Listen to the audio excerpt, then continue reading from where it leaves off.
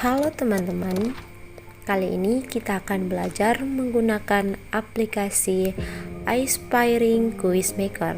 Nah, sebelum itu ada baiknya untuk menggunakan aplikasi ini kalian terlebih dahulu sudah menyediakan soal yang akan kalian masukkan nantinya ke dalam aplikasi yang akan kita gunakan. Nah, untuk itu di sini saya sudah menyediakan setidaknya ada 100 soal yang telah saya buat yang nantinya akan saya masukkan ke dalam aplikasi Aspiring Quiz Maker ini. Nah, sebelum itu kalian sudah harus membuka aplikasi ini terlebih dahulu. Jika aplikasi ini sudah terinstall di laptop Anda, maka kalian hanya tinggal mengklik dan akan menampilkan seperti ini. Kemudian pilih menu question. Di situ ada beberapa pilihan. Ada untuk pilihan ganda, esai, dan lain sebagainya. Nah, setelah itu kalian sisa masukkan soalnya. Kalian bisa kopas sekaligus, kemudian masukkan opsinya di setiap kolom masing-masing, mulai dari bagian A, B, dan C. Untuk lebih mudahnya kalian tidak perlu menuliskan A, B, C, dan D, atau pilihannya serta nomor dari soal tersebut, agar nantinya soal ini kita bisa tampilkan secara acak kepada peserta didik atau orang yang nantinya akan memulai ujian menggunakan aplikasi ini. Jadi ada baiknya Anda tidak perlu menuliskan pilihan dari setiap opsi jawaban dan tidak perlu menuliskan nomor dari soal tersebut. Nah, kemudian setelah itu pilih jawaban yang benar, beri tanda pada ujung jawaban yang opsi jawaban yang telah dipilih. Nah, untuk selanjutnya, untuk soal-soal berikutnya atau nomor-nomor berikutnya, Anda sisa mengulangi langkah tadi, yaitu kembali ke question, lalu kemudian memilih jenis soal yang akan kita gunakan. Nah, untuk soal yang memiliki gambar, kalian cukup memilih pada bagian sudut kanan atas. Di situ ada simbol gambar, video, dan audio. Kalian sisa masukkan file yang merupakan jika soal itu memiliki audio atau video serta gambar. Nah, selanjutnya adalah pilihan atau apa yang akan nantinya kita sampaikan jika orang tersebut menjawab benar, dan apa yang akan kita sampaikan nantinya jika orang tersebut menjawab salah.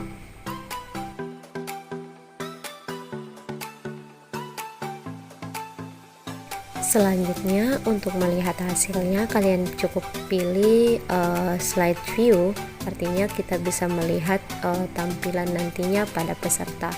Di sini juga kita bisa memilih opsi desain. Di situ ada di tennis, ada di situ beberapa pilihan warna background yang menurut kalian cocok untuk digunakan pada soal ini. Kalian bisa memilih sesuai selera apa yang kalian inginkan. Kemudian untuk identitas dari peserta itu sendiri, kalian bisa memilih opsi kembali pada format awal, kemudian kalian memilih opsi.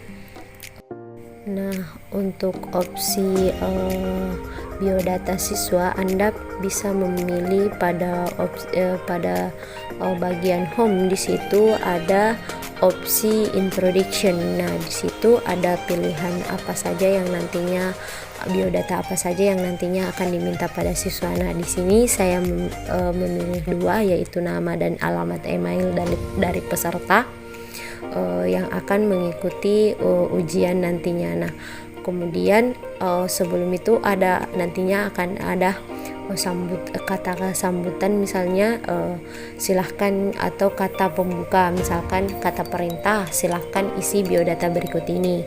Nah, nantinya akan muncul tampilan seperti ini. Silahkan isi identitas Anda, nama, alamat emailnya.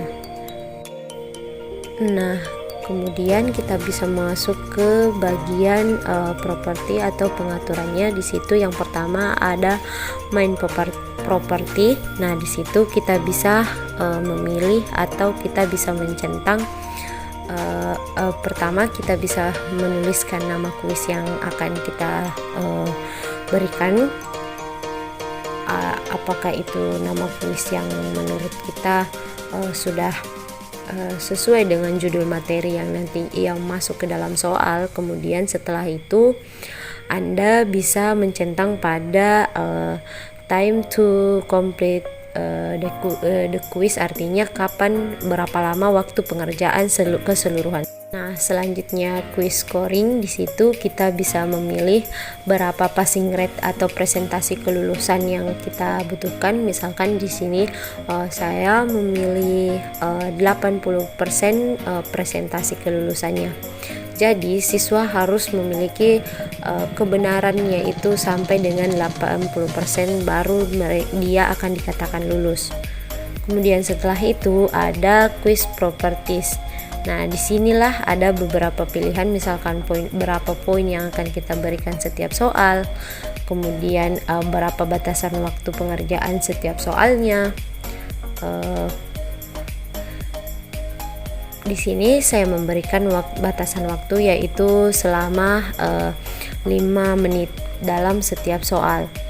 Kemudian selanjutnya ada quiz list. Nah, di sini saya memilih yang mencentang yang pertama pada baris kedua, yaitu question from several random groups, artinya saya akan nantinya mengacak, kemudian saya centang yang pada tabel itu dan menampilkan, misalkan saya ingin menampilkan satu soal dari dua soal yang saya miliki. Kemudian yang terakhir yaitu reporting, cukup di sini cukup mudah. Nah, di sini Anda setelah mencentang pada send report to instructor, nah di sini kita akan masukkan alamat email. Nah, karena nantinya apa yang menjadi hasil pekerjaan dari peserta didik nantinya akan masuk ke email tersebut. Nah, kemudian akan tampil seperti ini. Akan ada tampilan seperti ini nantinya di awal pembukaan aplikasi ini. Nah, sebelum dipublish Anda bisa memilih pada pilihan preview, artinya di sini kita bisa melihat hasil pekerjaan kita sebelum kita publiskan. Nah, contohnya di sini akan ada contoh tampilan pada peserta didik, yaitu nanti pada peserta ujian akan tampil seperti ini. Nah, di sini saya misalkan sebagai peserta didik masukkan nama dan alamat email sebagai biodata diri saya.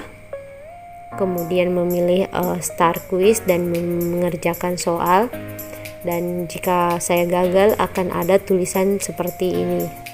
Nah, kemudian setelah itu kita pilih menu publish. Jika menurut kita itu sudah bagus, maka kita boleh memilih menu publish. Nah, di sini jika kita memilih menu publish dan melanjutkan ke berikutnya, maka akan muncul tampilan seperti ini. Nah, pada tampilan ini kita bisa memilih kita akan menyimpannya dalam bentuk apa. Nah, jika kita ingin menyimpannya dalam bentuk inspiring seperti tadi, cukup masukkan alamat email. Nah, jika berhasil akan muncul hal seperti ini. Itu artinya kita telah berhasil melakukan atau menggunakan aplikasi itu dan soal yang kita buat telah selesai dipublish. Kemudian untuk mengeceknya kita bisa menekan tombol biru tersebut, kemudian akan muncul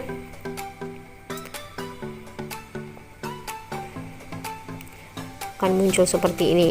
Nah, inilah yang nantinya, link inilah yang nantinya kita akan bagikan kepada peserta didik. Nah, peserta didik yang ingin melakukan ujian cukup menekan tombol view. Nah, nantinya akan terbuka halaman seperti yang muncul pada layar.